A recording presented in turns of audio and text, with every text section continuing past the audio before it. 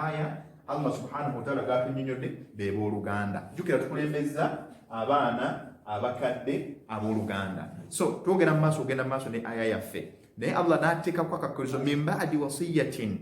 ekyo nga tubikola bino byonna okubawa ebintu ebyo nga luvannyuma lwa kujjamu kisuubizo kye yasuubiza omufu au dayinin, min ba'di wasiyatin yusi biha au dayinin, luvannyuma lwa kujjamu kisuubizo oba ebbanja lyewaleka gwe omufu. Agenda maaso Allah subhanahu wa ta'ala agamba nti abaukum wa abnaukum, abaana bammwe bakadde bammwe n'abaana bammwe, bakadde bammwe ababazaala n'abaana bammwe be muzaala, la tadruna ayyuhum aqrab lakum naf'a, mukimanye nti temumanyi ani asinga okuba ow'omugaso gye muli. Temumanyi ku bonna ani asinga okuba ow'omugaso gye mukola ki, wadde muli family yemu yes omugaso sai mugatta naye tomanyi, kubanga abantu buli omu amanyi ow'omugaso muno osanga abaana nga baluganda naye nga tebakwatagana. Nolwekyo temumanyi ani asinga kuba wa mugaso gye muli ku bonna, naye faridatan min Allah, mukimanye bumanya nti Allah ye yagabanya emaali eyo, buli omu alina okufuna nga bwe yabagabanya mu basika bye yatulambikira. Inna Allah, mazima Allah subhanahu wa ta'ala, kaana kuva edda nedda yali nga aliman hakima, nga mulamuzi ate omumanyi asembayo, kubanga buli kimu kyonna akiraalika nga yakisinga okubaako n'okumanya. Ntegerekese bulungi? Nolwekyo obwo bujulizi tubujje mu aya, tujjeemu abasika sofa basatu. Eyo aya etuba nga tugikompletize ye aya y'ekumi etemedde netulaga abasika abateekeddwa okusikira omuntu abaafudde. Allah subhanahu wa ta'ala ayongera n'atugamba mu aya eddako, ye aya ey'ekikumi nsanvu mu mukaaga. Allah subhanahu wa ta'ala ayongera n'agamba nti Allah subhanahu wa ta'ala n'atugamba nti yastaftunaka. Katusooke tumalirize n'eno then tugenda kubanga twongerako eno. Katusooke tumalirize n'eno eyo endala gye tugenda okwongerako ye aya ey'ekumi mu suratu Nisa, bawale tugitaddeewo essula ey'okuna gijjukidde kati ssaawa zino muzikirize ngiteekewo. Nolwekyo aya ey'ekumi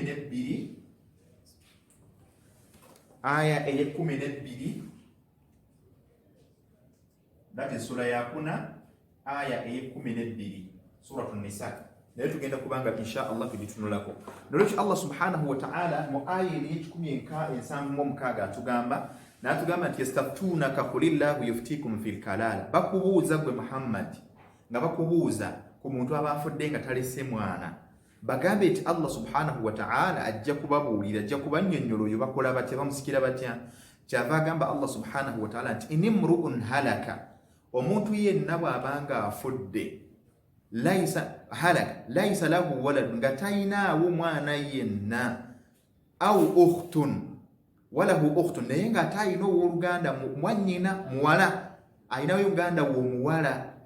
falaha nisfu ma taraka, omwana oyo omuwala oba muganda w'oyo omuwala agenda kufuna kitundu ku maali yo gwe owooluganda. Atalinayo muwaluganda mulala yenna, tolina mwana yenna, naye olinayo mwannyoko owooluganda omuwala, omwannyoko yagenda kufuna kitundu ku maali yo. Njagala nkuzeeku kye nakulaze, omwana omuwala twagambye nti bw'abanga azze ng'ali yekka omwana gw'ozaala omuwala, Allah subhanahu wa ta'ala yagamba nti bw'ajjanga ali omu falaha nisfu, afuna kimu kyakubiri. Etteeka lino lisigala ligenderera ku bakyala bonna gye bajja mu basika, singa babeera bazze gye bazze, nga bwe tunaabalaba nga tuliza okutematema basika. Buli bw'abanga azze ng'ali omu afuna kitundu ku maali. So mwannyoko gwe muzaaliganwa naye, mwannyoko kumugata naye taata, singa abanga ali omu nga yekka yaaliwo afuna kitundu ku maali yo, bw'abanga tolina mwana era nga tolinayo musika mulala yenna. Kyekino tekitegeeza. N'olwekyo Allah subhanahu wa ta'ala n'ayongera n'agamba nti falaha nisfu ma taraka, alina kitundu ku maali yo, wa huwa yarithuha. Ate kisobola okujja nga kiri opposite, this time round si gwe ofudde gwe omusajja, wabula ate mwannyoko yafudde. Mwannyoko gwe bw'ofa gwe omusajja alina a half of your wealth, ate bw'abanga bil aks nga mwannyoko yafudde ng'ate gw'oliwo. Kati ate wa huwa yarithuha, Allah teyabayyana mugabo, olw'okuba nti mwannyoko yafuna half of your wealth, kitegeeza nti bwe tugikwata bwe tuno tugitemamu emirundi ebiri, atwalako kino, ate bwabanga yabafudde kiri obvious lidhakari mithlu hadhi al-unthayaini etteeka ligamba nti omwana omulenzi akubisa mu muwala emirundi ebiri muwala bw'aba atwala hafu kigeza osigalawo hafu emu bw'aba mulenzi byonna aba abikola ki abitwala kyetunyonnyola obusiraamu bwetyo bwetukola ki bwebutunnyonnyola n'olwekyo gwate gwabanga omulenzi oba omusajja gwe nga gwofiiriddwa mwannyoko oyo nga gwogenda okumusikira obusiraamu bwakuwa emmaali ye yonna okuba nga okikola ki ng'ogitwala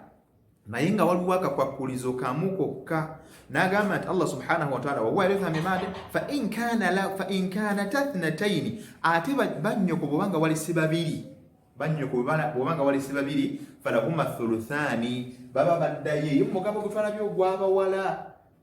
kuba abawala Allah subhanahu wa ta'ala yagamba nti wa in kunna nisaa fawqa ithnataini baba bakyala nga basukka ku babiri obanga bali babiri jukira kati no aya yinyola kiki nabadde nkugamba nti baba era nga basukka ku babiri kati ate wano Allah agambye fa in kanat ithnataini baba era nga bali babiri falahuma thuluthani balina omugabo gwe gumu ng'omugabo gw'abangi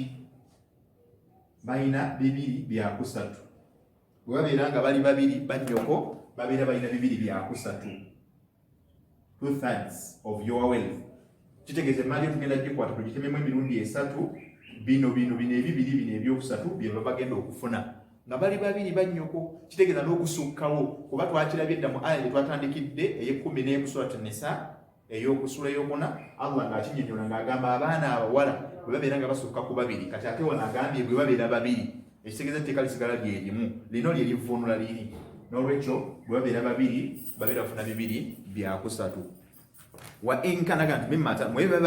kanu ikhwata rijala kati ate bil aksi Allah nannyonnyola bwe babeera ate nga alese abawala alese baganda be alese bannyina abawala n'abalenzi AB girls and boys alese abalenzi n'abaki baganda abalenzi n'abawala Allah subhanahu wa ta'ala agambye nti falidhakari mithlu hadhi al-unthayayn luzula bitteeka olutuba tugenda kuddayo mu tteeka lyaffe liri lyetwalabye eryakulembedde nga tugabira abaana baffe abaana bo nga bafudde agambye falidhakari eri omulenzi oba eri omusajja mu bannyina bannyoko bano boys and girls nga byebagenda okusikira boys and girls falidhakari mithlu hadhi al-unthayayn ono aba agenda kufuna 2 times 1 ono aba agenda kufuna times 1 times 1 abafuna 1 kye baba bagenda okugendako n'olwekyo bwekitooka bitugenda tukola ki okulitwala mu mbeera efaanako bwekyo Allah subhanahu wa ta'ala agamba nti yubayyinu Allahu lakum an tadillu ebyo byonna nga Allah subhanahu wa ta'ala bitunnyonnyola tuleme kubula Allah ebyo byonna bitunnyonnyola tuleme kubanga tukola ki nga tubula wallahu mazima ddala Allah subhanahu wa ta'ala bikulli shay'in alim ku buli kintu kyonna musobozi ku buli kintu kyonna musobozi so kitegeeza nti omuntu yenna bw'abeera nga Allah subhanahu wa ta'ala akuzikiriza ng'olinayo abawaluganda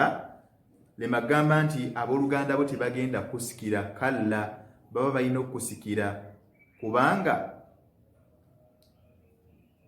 tewali omulala yenna agenda kutwala maali yo kuba Allah subhanahu wa ta'ala yannyonnyola emigabo gyabwe mwe bagwa n'engeri gye bateekeddwa okuba nga bakusikiramu nga tugoberedde emigabo nga bwe zize gitambula egyabali abaana baffe ababeera bakoze eki bafudde so aya egenda okusembayo tulabye omugabo awo tukyali mu baaluganda bwe tubadde tutambula so omugundi omulala gwe tugenda okuba nga tulaba omuteeko omulala gw'abantu abateekeddwa okuba nga bakusikira bali mu suratu nisa aya ye-12 gyensembe y'okuteekawo yeeno aya ye-12 twali twagirabidde suratu nisa Allah subhanahu wa ta'ala agamba ti walakum nisfu ma taraka azwajukum olabye abalabe tufunye muteeko omulala ogwokuna abafumbo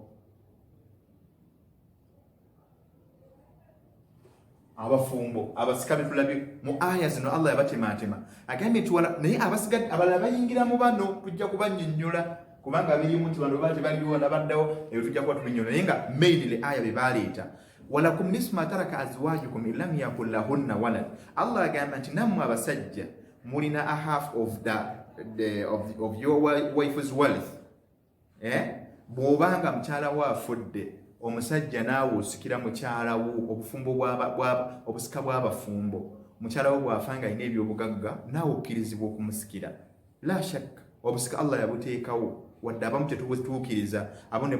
mukumpanya omukyala naafa ne mugoba bbaawe oba omwami naafa ne muddira mukyala we ne mumugobera ku muliro mbw agenda afumbirwe kyemukola kikyamu Allah wakubabonereza era yenna anaawalaba ku musomo guno tukusaba mu butuufu mugoberera amateeka kubanga tugenda tukewa Allah subhanahu wa ta'ala nga tugenda direct mu muliro ku bulyazaamaanya bwe twali tutuddeko n'olwekyo Allah yabawa abasajja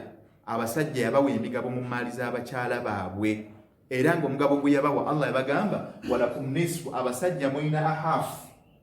of your wife's wealth ku maali y'abakyala bammwe mukyala wo babanga afudde Allah yakuwa a half of her wealth oteekeddwa okufuna ku maali ye naye ddi elam yakun lahunna walad bw'abanga omukyala oyo talese mwana keko kwakuliza okukakaliwo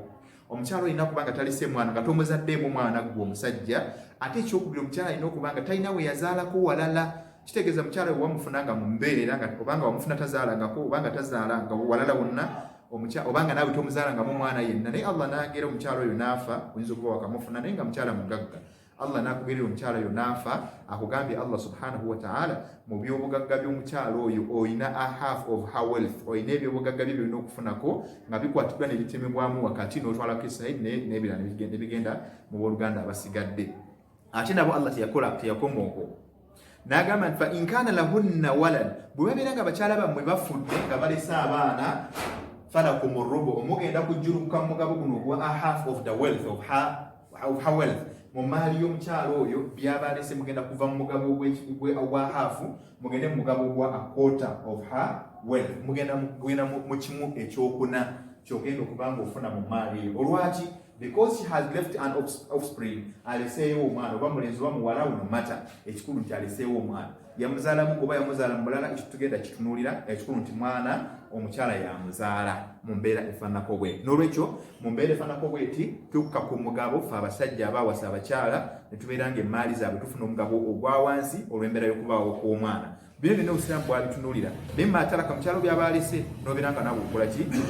b'ofunamu ndagamba nti mimbaadi wasiyati naye nga byonna byonna tubikuwa oba obifuna luvannyuma lwa kujjamu kisuubizo omukyala kye yasuubiza yusibiha audaini oba ebbanja erimubanjibwa abantu muli mu maloonizi wadde tegakkirizibwa abantu muli mu kwewula naye temutuukiriza abantu muli mu kugula bintu temumalaayo ssente z'abantu n'olwekyo ebyo byonna byonna tubikola okuwa omuntu oli a half oba okumuwa a rubu that is a quarter of your wealth gw'omukyala nga tubiwa bbaawo kiba kitegeeza nti oteekeddwa okubanga amabanja agakubanjibwa gasasuddwa oteekeddwa okubeera nga looni zizo zimuleka mwewozi wadde za haramu Allah alibavunaanira eyo naye tuzikwata ne tuzisasula mu maali zammwe oluvannyuma tulyako tujjamu emigabo gyabo ku ebyo biba bisigaddewo oba kwota nga gyalina okufuna depending on the condition the situation tusinziira ku mbeera ebeera eriwo ate Allah teyakoma okwo n'abakyala teyabalikirira n'agamba nti walahunna rubu'u n'abakyala balina kimu kyakuna njagala mutunulire difference eno n'abakyala balina kimu kyakuna kwekyo babbaaba bwe kibabeera balese mmwe abasajja bimanga mmwe mufudde abakyala Allah tabarakahu wa ta'ala nabo yabawa ku maali zammwe n'abagamba nti bakyala bamwe balina kufuna quarter of your wealth balina kufuna kimu kyakuna ku maali zammwe bwe mubanga mulese abaana that is the condition jjukira omusajja yatandikidde ku a half naye tembwerabira kakwakulizo ke twagambye nti lidhakari mithlu hadhi al-unthayayn omusajja akubisibwamu emirundi ebiri buli bwe gubanga omugabo gw'omusajja bawa omukyala ate gwatandikirako mu maali ye kitegeeza ate omukyala aba alina okukako wansi ku mugabo kitegeeza nti you get a half n'ogidividingamu by 2 by 4 omukyala okumuwa quarter so a half bw'ogidividingamu by 2 probably ogenda kufuna quarter kitegeeza nti omusajja etteeka lisigala litambula bannaye Allah yagabanya ebintu bino tubyekwatako kuba talina we yali azaamaanya n'olwekyo oluvannyuma lwekyo Allah subhanahu wa ta'ala kyava agamba nti oluvannyuma lw'okuba nti mwami afudde talese mwana omukyala wo afuna a half of your wealth naye fa in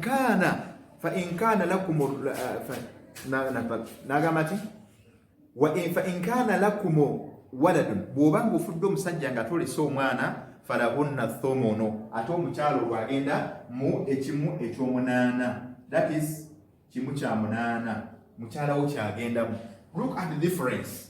olaba ekimu ekyokuna kyekintu ekiri list omusajja kyasembayo okufuna mu maali y'omukyala ng'alese omwana kyokka ate ekimu ekyokuna omukyala kyatandikirako mu maali y'omusajja nga talise mwana.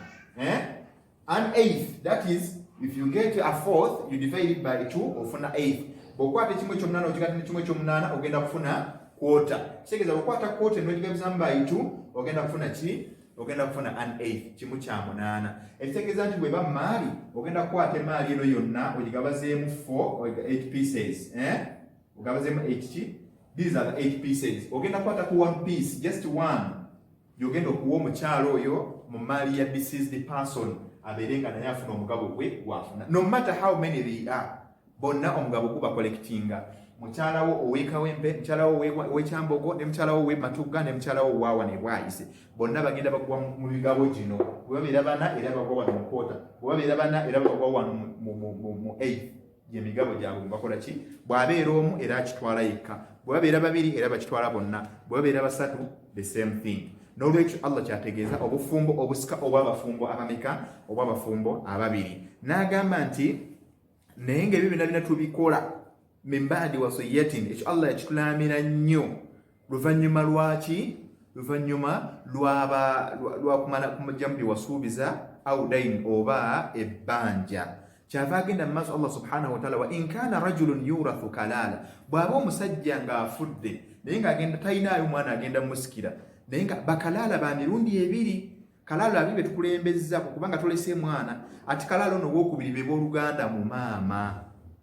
Wa in kana rajulun yurathu kalala, omusajja bw'abeera nga agenda kusikirwa ng'abagenda mu bampasika be mwe muli abooluganda ku maama. So mutufunayo abasika ab'omulundi ogwokutaano ne bayita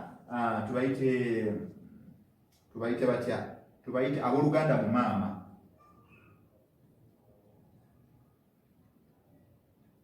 Mu maama kitegeeza bajjaddi abooluganda bano mu maama bajja nga bagenda kusikira muganda waabwe, gwe bagatta naawe maama, gwe bikka gwe yabaleeta singa yabaafudde baba bajja ne bakusikira in case waliwo situation webabeera balina okujja. Bino byonna tujja binnyonnyola nga gye tujja. N'olwekyo bano nabo basobola okujja ne bafuna ku maali yo omugabo. Kitegedde bulungi? So yurathu kalaala, Allah yabawa n'emigabo n'agamba falikulli wahidin minhuma, bwe babeera nga bali babiri, bikulli wahidin minhuma sudus. Naga nti fa in kana rajulun yurathu kalalatan, omusajja bw'abeera nga agenda kusikirwa abooluganda kusaidia maama, nga talinayo musika mulala okuggyako abooluganda kusaidia maama we n'abooluganda abalala babeera baliwo. Allah subhanahu wa ta'ala agamba aw imra'atun walahu akhun aw ukhtun, oba mukyala ng'alinayo owooluganda omulenzi n'omuwala, naye omukyala ng'afudde ng'abooluganda omulenzi n'omuwala ba mu maama. Allah gamba falikulli wahidin minhuma sudusu, ku bombiriri bano booluganda bo maama ne taata buli omu agenda kufuna kimu kyakumeka? Kimu kya mukaaga. Buli omu ku abo bagenda kufuna kimu kya mukaaga mu booluganda mu maama. Naye wa inkanu akthara min dhalika, bwebeera nga basukka beyond 2, nga basukka ku babiri, fahum shuraka'u fi thuluth, bonna bagenda kwegattira mu mugabo, kubanga bw'ogatta kino ne kino ogenda kufuna kimu kya kusatu. Olwo bonna bagenda kukwera mu mugabo ogw'ekimu ekyokusatu. Olwo tugambe nti abo nabo babeere nga bazze beba omulundi ogw'okumeka? Ogwokusatu. Eso nno mwana wattu ze aya ezinnyonnyola obusika generally mu Quran nga bwe Allah subhanahu wa ta'ala bwazze azoogerako. Tetukoma okwo katumalirize n'obujulizi okuva mu hadithi, newankubadde nga hadithi nnyingi tujja zimalayo, naye tugenda kusomayo ku hadithi emu. Anti anna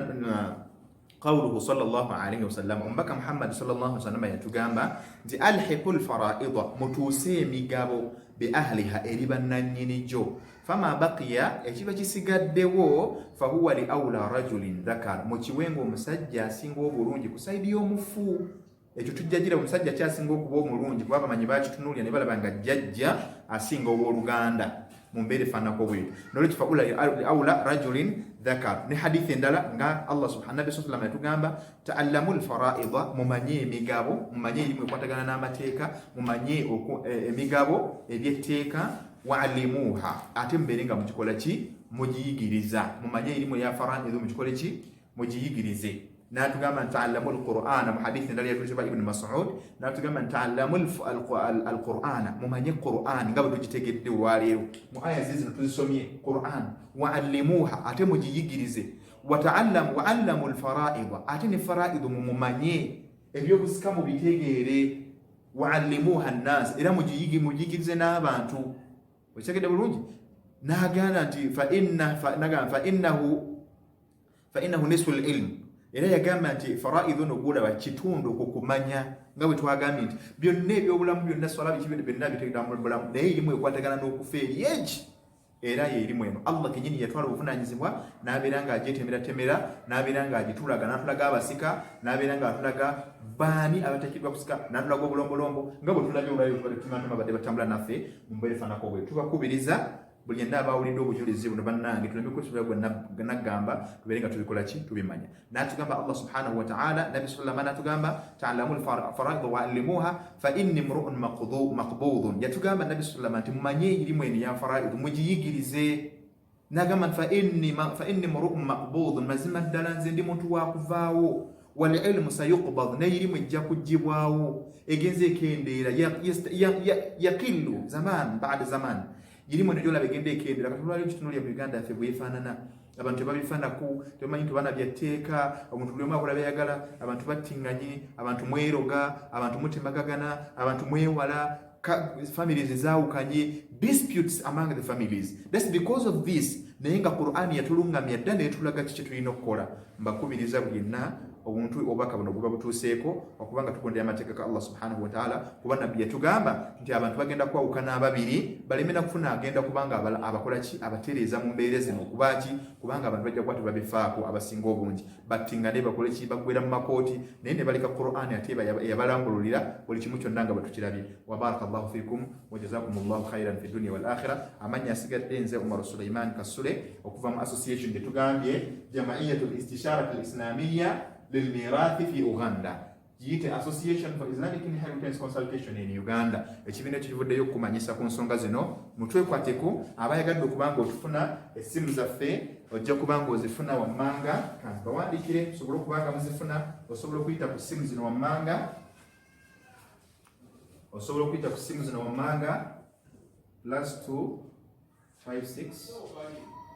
0 703 33 79 98 or you can use this 07 77 0 77 773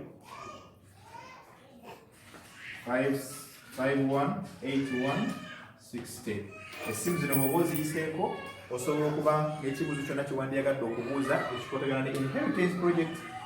inheritance program osobola okuba nga mwana wa taata ofuna okuba nga tukulambulira ensonga zino noyongera okuba nga ozitegeera wa barakallahu fikum wa jazakumullahu khairan fi dunya wal akhirah wassalamu alaikum wa rahmatullahi wa barakatuh.